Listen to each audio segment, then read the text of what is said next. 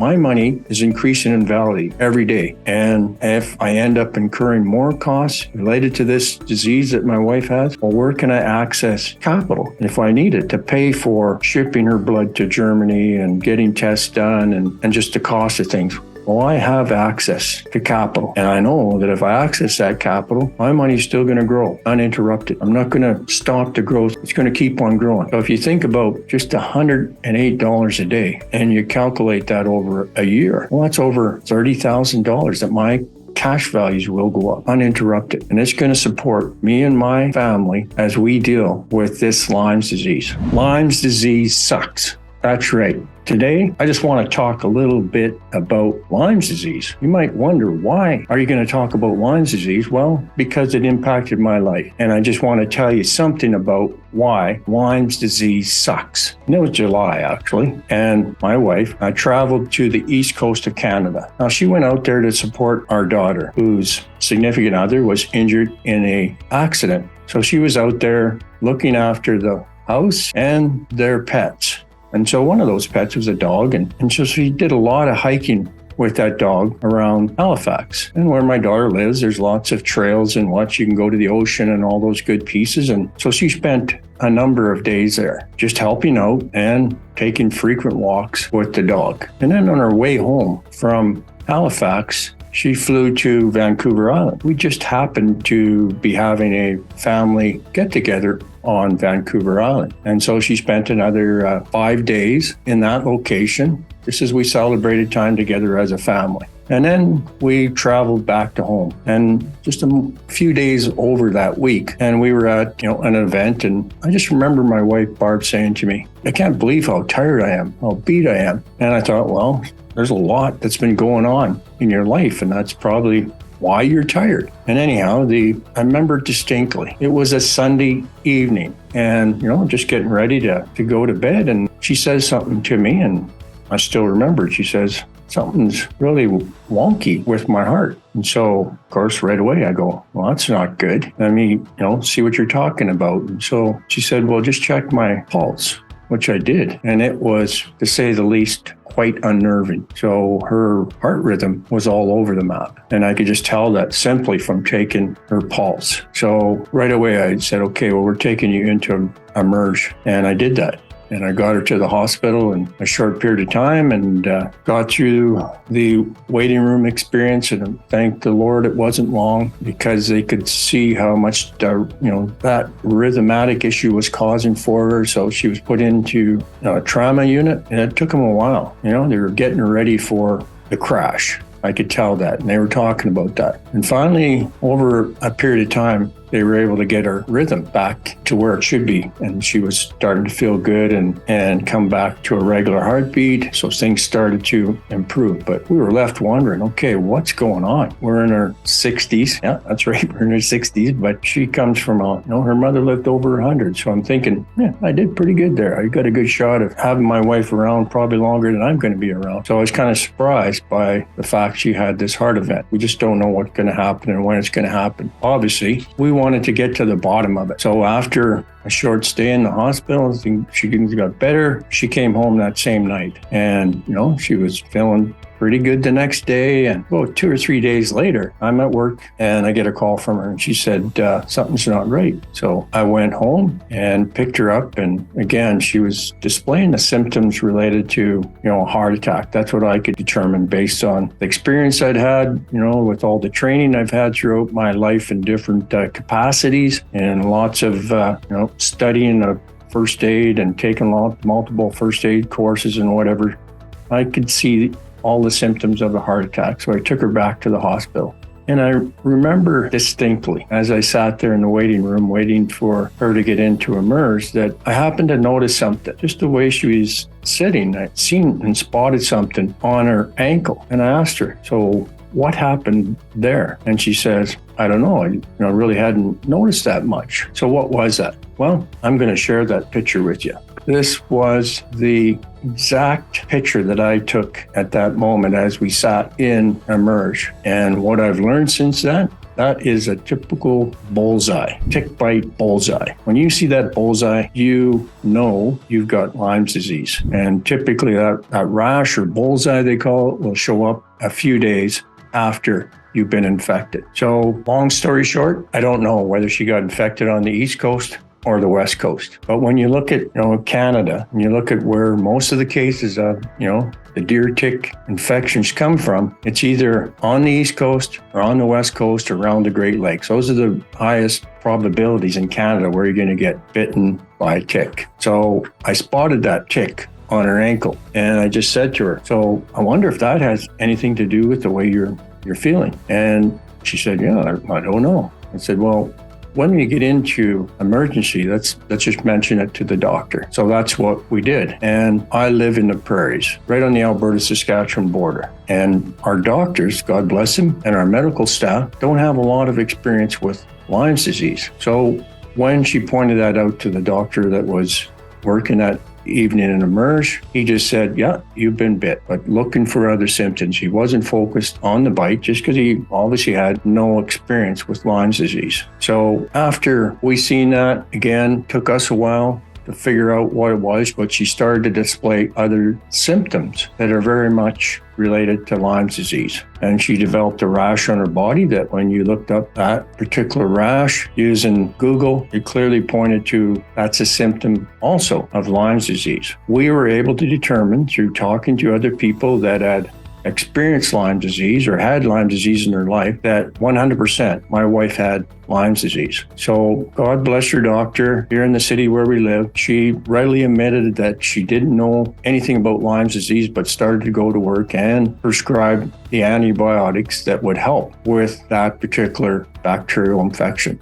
So I just wanted to maybe give you a little more background on, what is Lyme disease and what do you got to look for and how do you get it and all those kind of things. So I'm going to just give you a bit of a picture because people are pretty much aware that it comes from a tick. And there's a multitudes of different ticks in our country. And it's the black-legged deer tick that carries most Lyme disease, is the one that infects people most often. So I just wanted to show you what that might look like, and we'll talk about what we know about Lyme disease. So it's really caused by a bacteria. That's what it is, and there it is, it's named, which, generally is transmitted through a tick bite. And it is one of the most prevalent tick-transmitted infections in North America. The more I've read, looked up, I tried to understand this, the more I realize it's probably a lot bigger impact to North American population than is even known to be more and more prevalent. So when a deer tick, that carries the bacteria, bites a human, it can transmit this infectious disease along with other things. So there's other definite disease-carrying pathogens that you have to be aware of when you get bit by a tick. So if you ever get bitten by a tick and you know it, and you see that tick, by all means, save it and get it tested. It's your best bet from what I can understand and know. It talks about that red bullseye rash that may be noticeable. Not everybody gets the rash. So we were kind of blessed from a perspective that rash was as apparent as it was. It really helped us in a short period of time realize that my wife Barb had Lyme disease. Now, this top tick that we're showing here is the black-legged tick. And you can see how it changes in size. And, this is the larva, this is the nymph. And it's one of the interesting things I've learned is it's quite often, it's this stage that ends up, being the one that transmits the actual Lyme disease. It can be the adults without a doubt, but a lot of times these ones are less detectable because when you really get a good picture of it, and I'm going to show you here, this is how small that tick is. So I can see how easily it could have got on her ankle at that point and bitten her and stayed there for long enough to actually transmit that bacteria into her bloodstream. Because a lot of people would say, well, wouldn't you see that? Wouldn't you see that? What I've learned about black-legged ticks is some of them are as small as the period at the end of a sentence. So don't always count on that. But it's always a good idea if you've been somewhere where you might be, around ticks, to do a good body check after to make sure you don't have a tick on you somewhere, because they are and do cause all kinds of issues. Now, here's another interesting bit of information that I wanted to share with you. So obviously they bite you, insert their mouth into parts of the skin, and they'll stay there for quite a few days. It needs to be infected with the disease agent, and and it needs to be attached there for a period of time. Now, the jury's still out. Like, I've read multitude articles on this, and some say it's less than 24 hours, some say 24 hours. But either way, I could easily see how that tick was attached to my wife's body for, 24 hours, because it would have been so small and a part of her body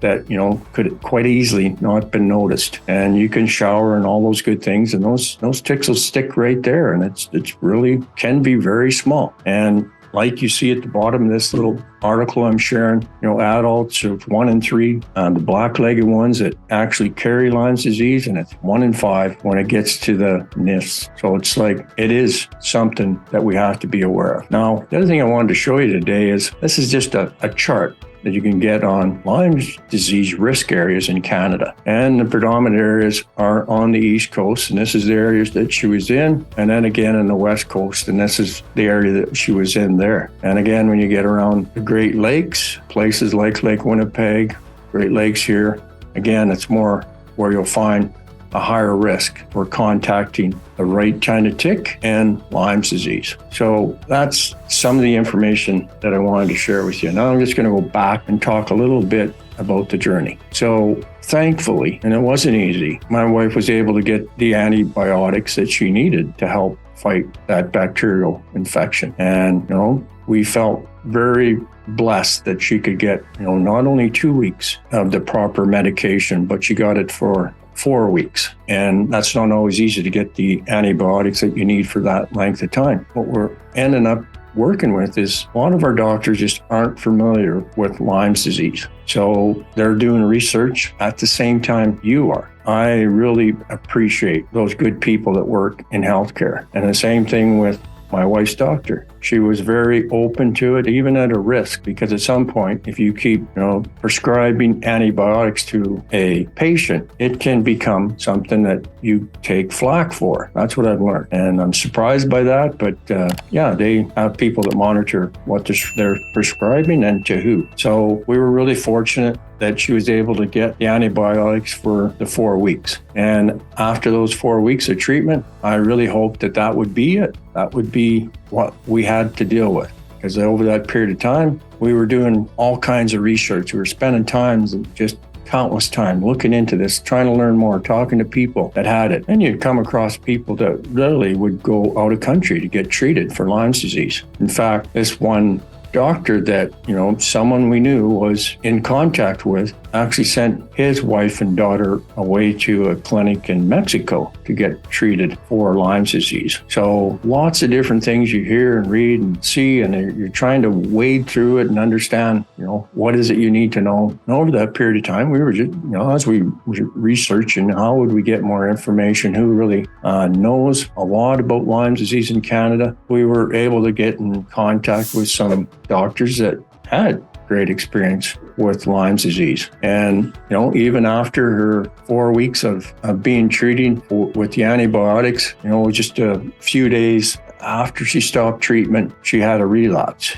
And just some of those symptoms come back. And again, you're going into emergency because you're concerned about heart rate. And that's where a lot of her symptoms were. Yeah, she had the fatigue that typically comes with this. She had other things, but her biggest impact was just a rheumatic issue in her heart. And you would find out as you research Lyme disease, if you ever are, unfortunate enough to ever have to deal with that in your life, that there's all kinds of ways that it can impact you once you get that infection in your bloodstream. And for her, most of the impact has been to her heart, or it just gives her a rheumatic issue in her heart. So back to hospital was just a reoccurrence, but you're in there for a short period of time. They basically, then your heart goes back into rhythm and they can't find nothing. That's what we found. They would do a great job of trying to check her out, find out. And we had a cardiologist, basically say, I don't think it's your heart. And that's what you find with people that have suffered from Lyme disease, is that it's really hard, to diagnose what this is and what, and how to treat it effectively. Even, after the antibiotic treatment, it probably hadn't had enough antibiotics because that bacteria from what I've read and learned, talking to doctors that have experience with it, can do a very good job of hiding itself in your body, or it just doesn't get dealt with effectively every time with the normal antibiotic treatment. So we've been going through a journey, working with a naturopath doctor here in Canada, and just, really making sure we staying on top of this, because it's about every 2 weeks to 3 weeks where she'll have a relapse. And so just wanted to make sure that we keep on that, and that she can get back to a place where she was before she contracted Lyme disease. So that's why I wanted to tell you today, Lyme disease sucks, because it does. And some people that have chronic, Lyme disease, I've read all about it. It can really cripple people for years and years. It is so often, it's not even, diagnosed, because someone doesn't know that they actually got bit by a tick.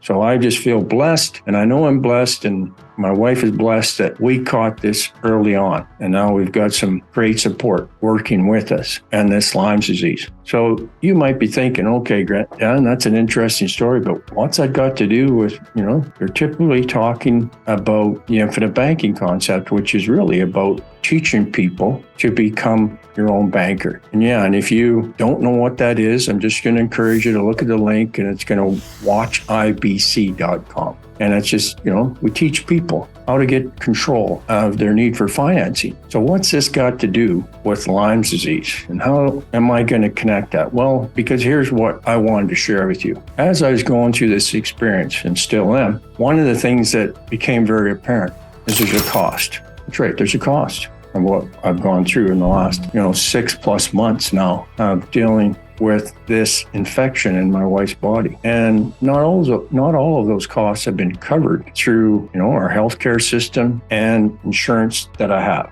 Haven't all been covered. Like things like work that I've had to miss to support my wife. Her not being able to work because she's dealing with a relapse or an event that just doesn't enable her to work effectively. And then there's, things like we sent her blood work to Germany, because there's a lab in Germany that does a great job of just really understanding what infections you have in your bloodstream related to a tick bite. So all those things are out-of-pocket costs. Working with the naturopath doctor. And this is I've been really impressed with this naturopath doctor, and it's a direct cost.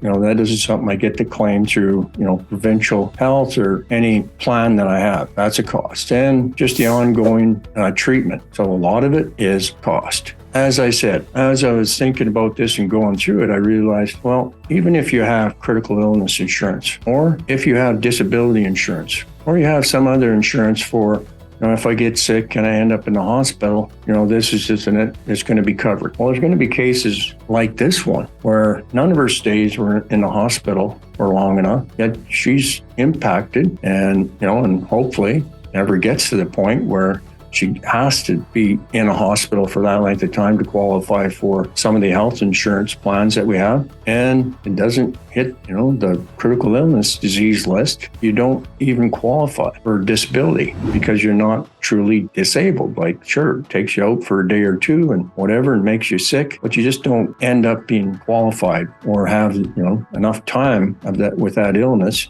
to, be disabled enough that you're actually qualifying for those insurances. So there's a lot of costs that come out of pocket.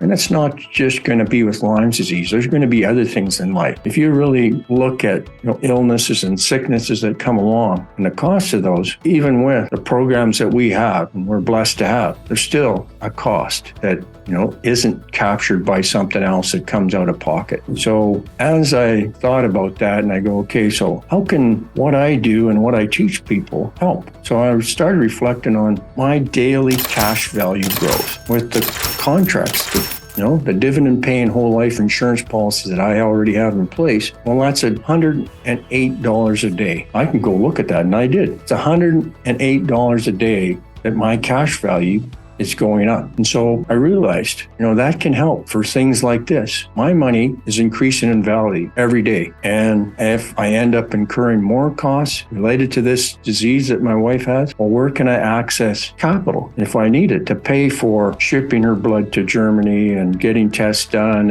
and just the cost of things? Well, I have access to capital. And I know that if I access that capital, my money's still going to grow uninterrupted. I'm not going to stop the growth of my money.